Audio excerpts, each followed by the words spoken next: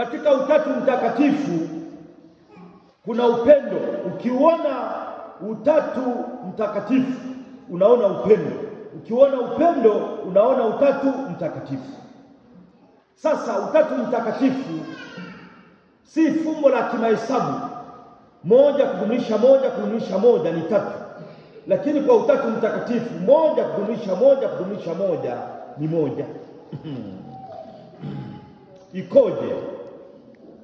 Mimi ni Padre Faustini Kamugisha, hapa ni baba paroko, ni Gambera, nasimamia kituo cha Ida.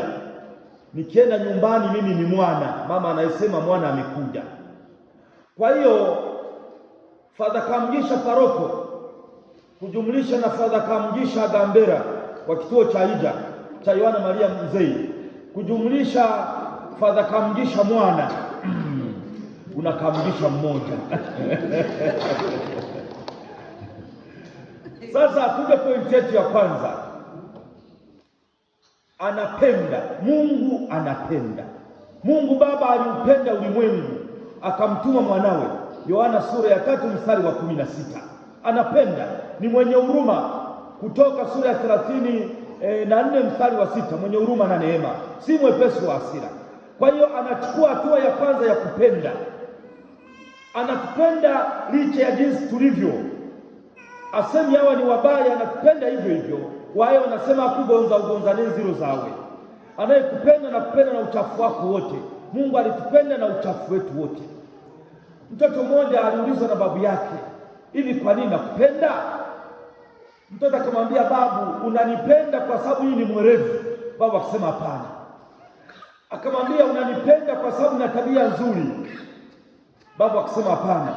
Unanipenda kwa sababu nafanya vizuri darasani? Babu akasema hapana. Akasema kwa nini sasa? Sema, nakupenda kwa sababu wewe ni wewe. Wewe ni wewe.